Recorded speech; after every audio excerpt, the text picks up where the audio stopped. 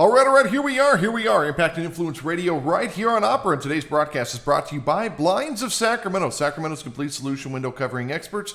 Give them a call, 916-790-8689 or blindsofsacramento.com. Now today, today we've got Chris Schuring, and you're an old Money 1055 veteran, my friend. I am. I was on there for solar, on a real estate show.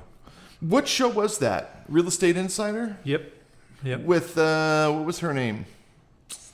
I want to say Ellen, but I'm Elaine something. Bennett, Elaine, something like that. Something. Yeah. Mm-hmm. It was interesting. Yeah, we used to pass each other in the hall. Well, just a bit of trivia. I actually started on radio when I was 14 on KNGT radio in Jackson, California. I did the youth news for Amador County. No kidding. When I was 14. I won't tell anybody, but I'm 65 now. Well, you just told a lot of people. Oh, darn it. But the other thing that's interesting is that when I was there, our producer, remember Steve Gasser? Yep. And so he had started at Vietnam and like a Good Morning Vietnam type radio thing. All right. And so, I love the old stories, man. Yeah. And so I've been doing this now. I guess it's funny. It's like, I'm a radio veteran. I've been at this, 12 years now. It's kind of funny when you think about it. Yeah. It feels like yesterday. Call yourself a veteran. And like I said, there's a lot of things that take place, but the excitement of it still is there. The name has changed. It's not radio anymore. Even though I call it radio, people are asking me, what station is it on? It barely even exists anymore. It's all digital now. Yep. Yeah. 100%. Yeah. And that was always the hard part too, is like, okay, well, we're going to be on at 6 o'clock. They'd have to have the right cell reception or radio reception. Sorry, they'd have the right radio reception, be at the right part of town. Right. The kids would have to be not crying in the all the stuff in order to hear the recording. They got to get through all the commercials. Now we just send them a link. Yeah, and dinner had to be done and everything else. And then, And now we just send them a link, and it's like you listen to it when you want to listen to it, and it's always there. I think when I did the youth news, my parents listened to it twice because it was always playing in the middle of dinner or something. So nobody ever really listened to it. When I was doing the Money 1055, the Good Life show, my nieces and nephews, man, they were babies at the time. They're all graduating high school now. But they were babies at the time, and they used to listen to me on the way home from church or whatever in the evenings. And yeah, that's very cool. Yeah. It brings back a lot of good memories. It really does. It's so cool. I think the big one for me was that growing up, my mom lived in Colorado. That's why I'm a Colorado Rockies fan. And so we were talking a little bit about, my mom and her truck driving and so forth. Right. And so when we launched the radio show in Denver, that was a huge one for me because I'm sitting on my patio looking at the sky going, my show is airing right now in places that I'm not. People are listening to me. That's a weird feeling. When we went to Miami, I've still never been to Miami yet. I had a radio show on in Miami. Right. Wild. Yeah. I had a radio station for a little while, and that radio station broadcast in 35 countries. And I was partnered with a company out of Florida, which broadcasted to all the Caribbean islands. So it's very cool to know that whatever you're creating is being broadcast in lands that you may never get to go to. Wild. Okay, so today we're going to be talking about what you're working on today. Right. It's something that all small businesses, I don't care how big or how small, they need what you're providing. And I'm not just setting this up. Obviously, we have an idea of what we're going to be talking about, but you're going to be really filling us in. But before we really dig into that, who is Chris Schuring? Well, that's a tricky question. I've been an entrepreneur for 45 years. Owned a couple of my own companies along the way. I currently have a company called Umbrisol Consulting. And I've done everything from owning a landscape business to running international data centers for .com companies in 5 countries. I also write books. So I have 5 books currently on Amazon, 3 in business. One is a faith-based book, and the other is my biography. So if you want to know a lot about me, look up my book called Ramblings of a Lunatic. Who Moved My Ritalin? That's my biography on Amazon. And I start the book out. I wrote this book for my own therapy, not yours. So that's why I wrote the book. I love it. I've done a lot of different things. I see life as an adventure. And because it's an adventure, I'm willing to take on responsibilities and opportunities that most would not want to do. Absolutely. I tell people ask me, all the time, at least once a week, why are you doing this? What's in it for you? Right. I'm past that point of life. Right. I wanted to be a rock star. Yeah. I never made it to the Billboard charts, but I played music professionally and toured, and I still play, and I still write and produce. Right. I wanted to do movies. I did that. Right. I wanted to do radio. I did that. I wanted to write books. I did that. I wanted a magazine. I did that. Right. I wanted retail stores. I did that. So all these things that I wanted to do in life, I've done those. Right. But you still have to get up every day now. Right? And so for me at this stage of life, now people are coming to me with their goals, their dreams, and now I can have fun helping them accomplish what they want to accomplish. That's all it is. And that's what I feel. And it's, on one hand, I look at it and say, most businesses, I want to say 85% of all businesses are the same. Absolutely. It's the 15% that separates them. Mm-hmm. And so I grew up in the operations world of computers and technology. I actually started at Atari in 1980 and worked my way up through the computer industry to being the senior global director of operations for a few .coms around the world. Remember when we used to build our computers? Yeah. They still build them today, but it was nothing like what we used to do. I remember the first, I want to call it a laptop only because it sat on somebody's lap, was a monitor attached to two Atari 2600s that were saran wrapped together. And no case on them or anything, just the boards and everything else saran wrapped together so they wouldn't get dust on them. Yeah. So they would display up on that monitor. I remember I used to work at this little computer shop in high school, Natron Technologies in Vacaville. And it was just some kid we went to high school with, and he opened up his little computer shop, and I would buy the case from him for $40, and then I'd buy a motherboard, and then you'd buy a graphics card. This stuff was crap compared to the stuff we have today. I remember, I think we had like a Pentium. We went to the Pentium processor, Pentium 1, I want to say, or Pentium 2 maybe. Yeah. And just looking at it, it's comical today, but you never take away what you learned is still so fluid today. Well, that's like when I talk to people about AI. I do a lot of work in AI. Mm-hmm. To me, artificial intelligence, I was a COBOL programmer and a database analyst and a Unix system administrator back in the day. And to me, AI is just a more graphical and faster paced version of those things. Because when we did COBOL programming, we would take and write COBOL programs to make illustrations or to create reports and those kinds of things. AI does the exact same thing. It's just faster and quicker. And it's doing it. And it's doing it. So to me, it's the same thing. But AI is a wonderful tool if you use it properly. What's so funny, we use AI for a lot of things. When we designed the magazine and the cover and our trademarks and all the other pieces, we went to AI and we said, okay, what should the magazine look like? And it gives you an idea of different designs, and you're like, I like that, and you build from that. Right. But I think where people have that misconception is they use AI as their final product instead of it being the piece. Then you still have to do the work. Right. But AI just tightens everything up. But people are using AI for the final. Yeah, I use AI a lot for illustrations because I can't draw worth a darn. Yeah, but they're perfect for that. Yeah. Right? But you still know what to command, and you know what you're asking for. Correct. Correct. Okay, so what is Umbrisol? What are you doing? We do a lot of things, but basically we're focused on strategic consulting. And I've done strategic consulting now for a long, long time. And I do it for startups mostly. And those startups have included, I've talked to and had consulting gigs with a company that's doing nuclear power fusion technology out of the Netherlands, all the way down to a guy who is doing drone technology for mapping buildings and those kinds of things, as well as smart cities in Ghana, West Africa, and in Vietnam and in Kenya.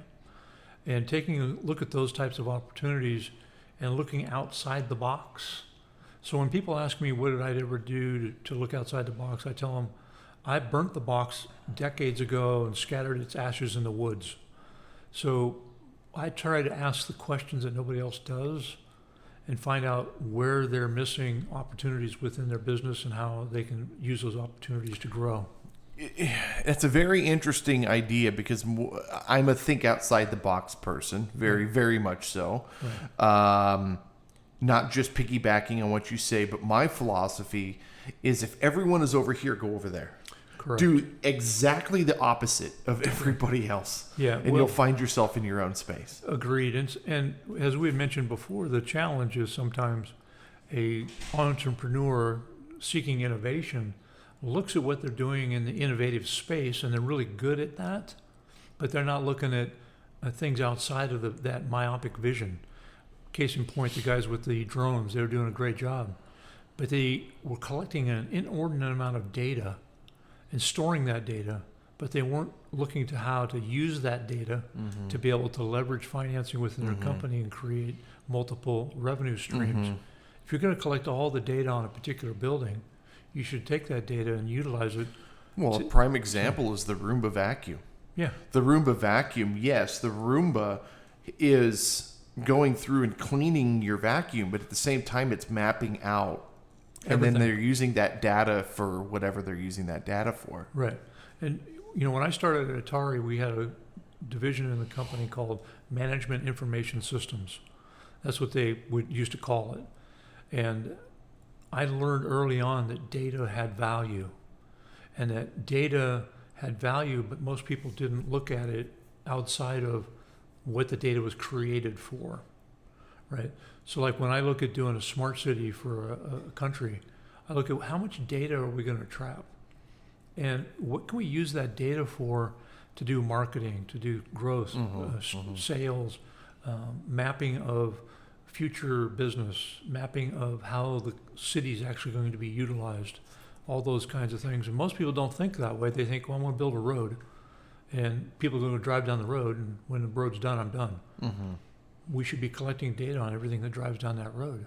Well, not only that, and what you got to make the road safer.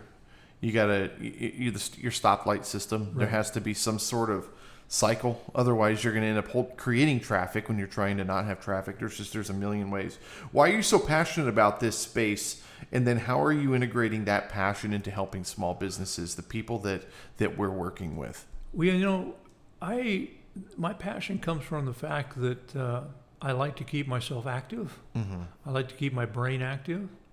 And by thinking outside the box, that's what that does for me. It allows me to not think of the normal. And so that's where my passion lies, simply because I've been at this for a long time. And I've done a lot of different things in a lot of different countries for a lot of different companies. And I really want to bring that forward. And say, if I can bring this forward, I can help one company do better. I'm excited about that. Well, not only that, everything that you're learning along the way, you're then using those to help the next person. Right. And so essentially what ends up happening, it's kind of like reading a book, right? You're getting all the wisdom from the person that already did the work. You coming in as a consultant, you're giving them advice that they didn't already know. Right. And, I've done strange things. Like I worked for a company that did a medical device. And it happened to be at the time the world's smallest four-way articulating endoscope that they could go in through the areola of a breast and without any invasive surgery and find breast cancer. Well, I helped them write their placement memorandums and those kinds of things. Right after that, I worked for a taqueria, and I helped them expand their business. And then after that, I worked for a company that was doing cold fusion. Back in the day when Pons and Fleischmann and some other people were doing cold fusion and those kinds of things. So I learned a lot of different things along the way, a lot of different sciences, a lot of different ways of looking at things. And my excitement and passion comes from being able to roll those things forward and say, how can we apply that to this new business? And then, of course, that makes them innovative because they've got somebody with an inside track. I love this. Types of clients, what are you looking for? You asked me that earlier, and I have a hard time answering that because simply I don't look for clients necessarily. They find me. If you Google my name, I'm in the first 3 pages on Google. And so I look for startups. So I go out and I'll do some networking, and I'll look for some organic growth startups. But I would say that 90% of my customers and clients come from people who find me.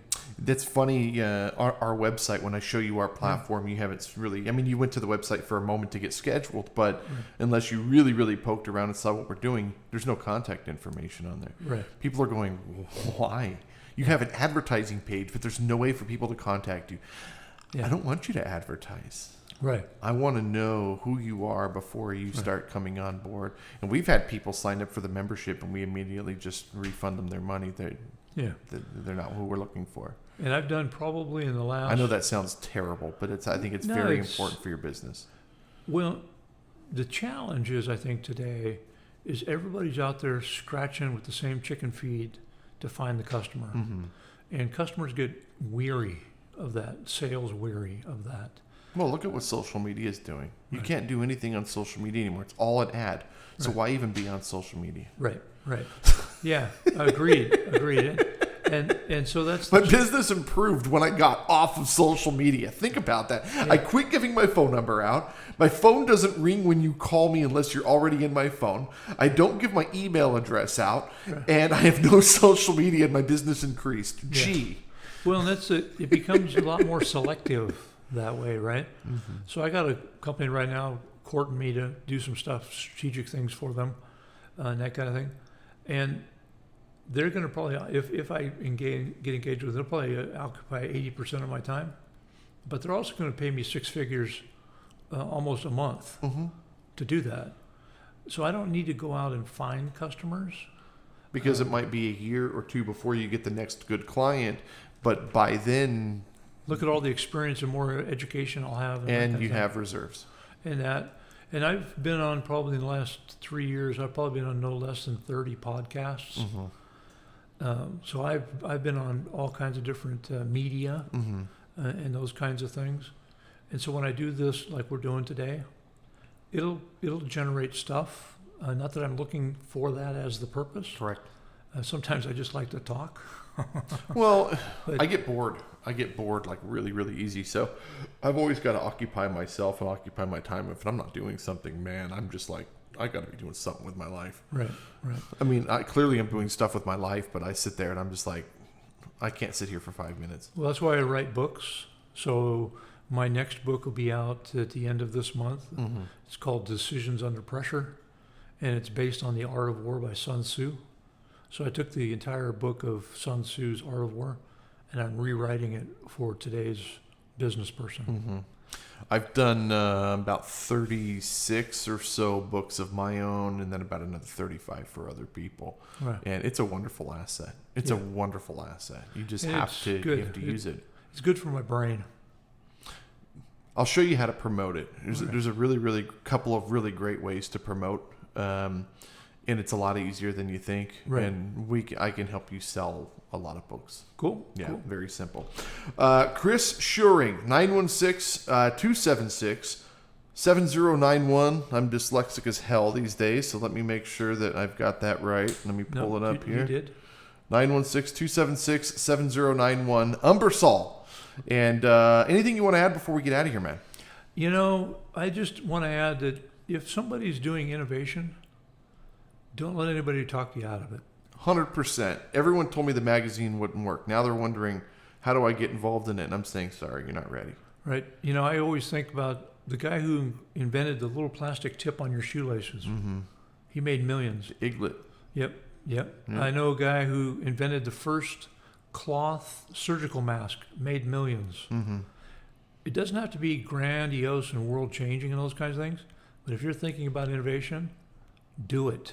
I was a parts broker for Ferrari for a long time. Some of our clients, we had Rory Reed, the CFO of Lenovo. Yeah. We had Will Swanson. He was first name basis, really, really great guy. He was the CEO of Raytheon. Right. We had Ed Valente. Remember Ed Valente? I do. The Ginsu knife guy. Yep. We had him. He had a beautiful hunter green Ferrari 348. Yeah. We had the founder of LA Gear. Okay. I mean, the list just goes on and on and on. Right. And so just you put yourself out there, man. Yeah, just do it. Just do it. And yeah, you may make mistakes. You may fail. Oh, you're going to fail. That's how you get educated. You're going to fail. 100% you're going to fail. Yeah. And people go, yeah, but how many businesses have you failed? There's a funny story, Donald Trump story, is that somebody goes, yeah, are you aware that 7 of your businesses are failing? And he goes, yeah, but 76 of them are doing fine. Yeah. So yeah, you gotta look at the averages. Yeah. So it's just the way it is. It's just the way it is. Hey, I want to thank you so much for being here, Chris. Thank you very much. I appreciate the time. Absolutely. And of course, the audience listening, one more time, 916-276-7091. If you're a startup, if you're thinking about growing your business, just give him a ring. See what he can offer. Umbrisol. Did I pronounce that right? Correct. Umbrisol. Wonderful. Hey, thank you again. And thank you guys so much for listening, and we'll see you next time. Bye-bye.